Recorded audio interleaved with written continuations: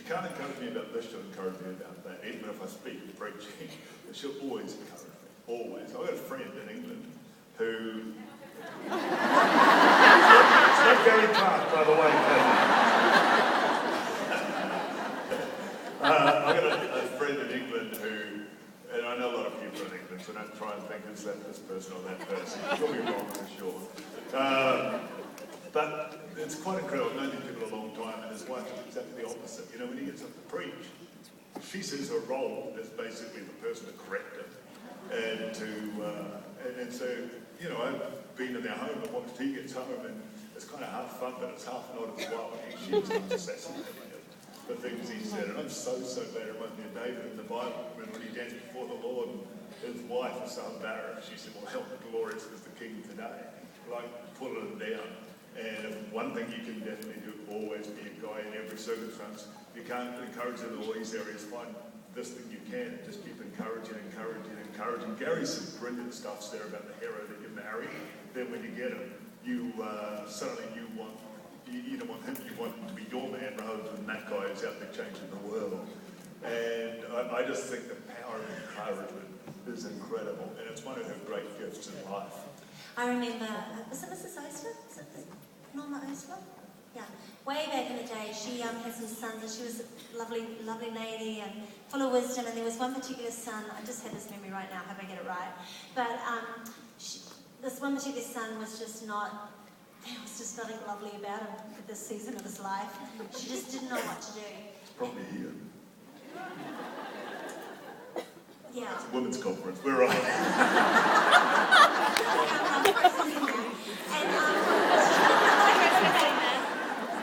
stop it! Like, you make me figure what I'm trying to say. And she decided, she felt the Lord say, find one thing that's just beautiful about him. And so she was kind of looking at the son. It was just a season of life. We all have, those of us who have sons and daughters, sometimes, you know, dysfunction happens. And she thought he has beautiful blue eyes. And so she would just focus on those beautiful blue eyes and love those blue eyes and look for that one thing, because everything else was difficult at the time. And so I just thought it was great wisdom. I just remember that.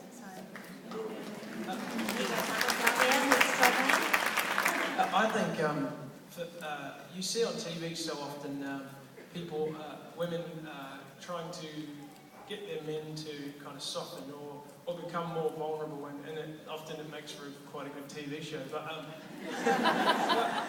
I think encouragement, and true encouragement, is a humble act.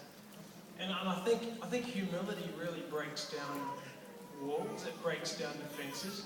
And I know for me, I thank God for my wife, because she's so encouraging that it does break down any defences that I have built up, or if I have had a tough season, and you sometimes do, my defences can easily be disarmed by her humility. And I think when we bring that encouragement, true encouragement in humility, it does disarm the hard experience sometimes. And it does actually create the kind of the opportunity to be more vulnerable. And I think men need it. I think men do. If you're always on and you're always about business and you're such a tough guy, I don't think it's healthy to always be that way. You have to have a time when you are vulnerable, a time when you actually do talk about what is hurting you, or what is affecting you, or what is pulling you, because it affects your family, it affects your life. And so I think that is such a gem for me, is knowing that my wife's encouragement does actually break down the walls. Let me ask you about this, because you are the guy out there changing the world, you guys, because you're about to enter into an incredible busy season right now with the new Hillsong United album coming out and other things that are coming up. So, in terms of Gary's point about, you know, fall in love with a hero out there, and then all of a sudden now the realities of life, she's got 2 little kids and you're out there changing the world. How have you guys gone on that journey? Has it been a tough journey? Yeah, and I mean, it's obviously still a journey. But the greatest thing is we do in life. JD's another one in the exact same boat. He and I talk about this so often, and we talk about the fact that it's so important for my wife, his wife, and the other guys to be not just including our wives in what we're doing, but doing everything we can to make them a part of what we're doing as Hillsong United or as Hillsong Church, so they feel some ownership, so they actually feel like when my husband goes out and does these things, this is me, this is my household, this is actually us as a unit, as a family that are doing this. And yes, she definitely has the rough end of the deal because I get to go away and she deals with the monsters. And It is the seasons of life though, because I remember Bobby having that very revelation when we were younger and our kids were small. I remember one time, Bobby sort of, in her own way, feeling that same, Brian's out there doing what he does, and you've got it, Brian, like the Lord said, the fruit of Brian's life is the fruit of my life too. Yeah. And the thing is, life is seasonal. So, of course, we're in an entirely different season now. And if we look at this, and what God's done with Bobby in the last 20 years, keeping in mind that, those first 10, 15 years of us building our church, you can see that, everyone's got their season, and if we're just faithful in the season, you look at where Bobby's at now and what the Lord's allowing him to do. And I think with you guys as well, it's a season, it's a tough season in some ways, it's a long season, but I believe it's a season that has great fruit, great rewards. And it's incredibly rewarding even like now. I mean, we've seen the things that we're getting to do, and even through Hillsong United, through the church, and it's something to be proud of. And we make sure that my little boy George, he knows that exactly what we do and who we do it for, and it's fun, that kind of thing, because he has no idea, but he knows that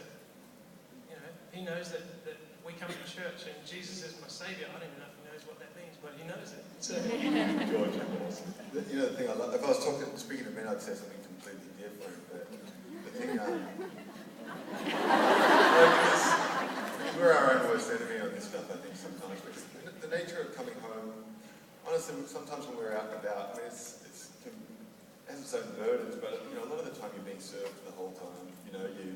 It's all about us. It's not about us, it's all about God. But you know what I mean? In the environment, it can tend to be a little bit about us. And you come home and you have to, put the garbage down. You get in strife and not put the toilet seat down. My wife is blind. It makes a lot of sense now, right? Not completely blind, but she can't see at all without her glasses, which are about as thick as that table. And everyone's going, "Nah, I get it."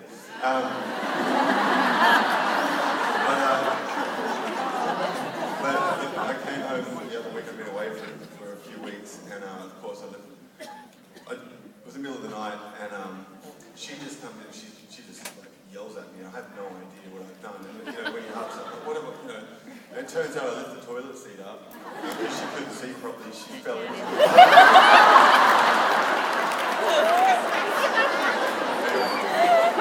So that kind of thing happens. And it's very easy for, I think it would be easy for a girl for a wife or to a woman to hold, to create a wedge between what you do and what you're about, maybe what your calling is or your ministry is, and your deficiencies at home. And what I love about Esther is her maturity when it comes to just getting it and releasing and being okay. And she'll still slap me around when it's like time, not physically,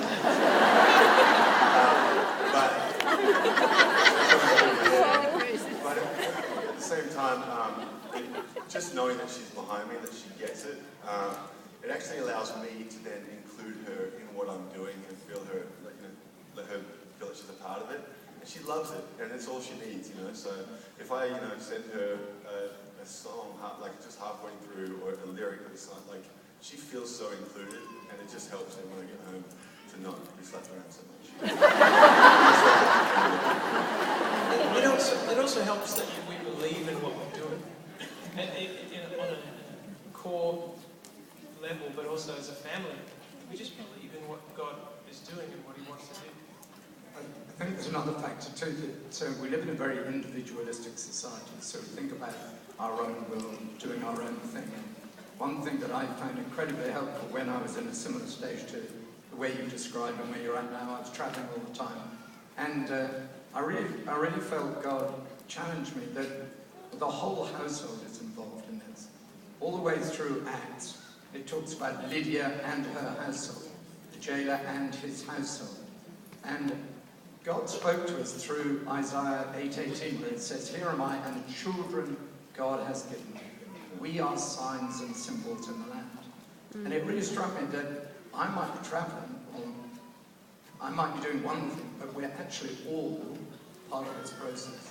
And it's very easy to become this individual.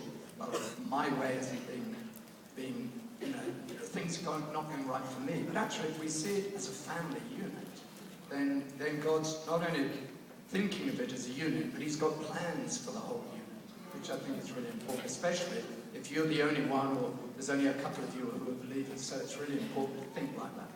The same thing, if I can talk about Mum for one second, because Dad was away a lot, and just always consumed while we were growing up. And I thought about this a lot. As you get older, you start to appreciate all the things you never took for granted when you were younger. What I love about Mum is, I'm sure there was times when you were frustrated, you were driving us around, you were doing our homework, you were delivering your papers.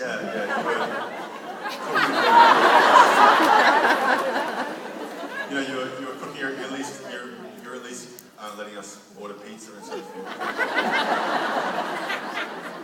And Dad was often doing a million different things, but I always loved that you always championed what Dad was doing and gave us perspective as kids, although I'm sure that at times you were dealing with that yourself, the frustration of what he was doing. You always protected it, and you always protected our relationship with Dad, which then meant that when we were all together, that I think I look at our family, I look at my brother and my sister, and I look at what we're doing and the heart we have and what we're a part of, and I think a lot of it comes down to you, Mum, just actually being so secure. We're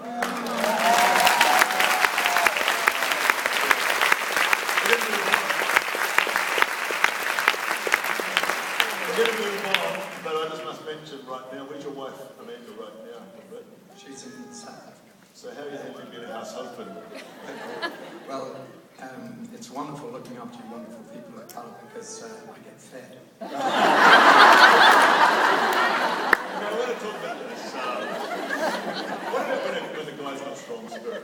Perhaps he's not serving Jesus at all, and there'd be many people in this room, and they love the Lord, their greatest cry would be to see their guy, their man, serving God right alongside them, but it's not their reality.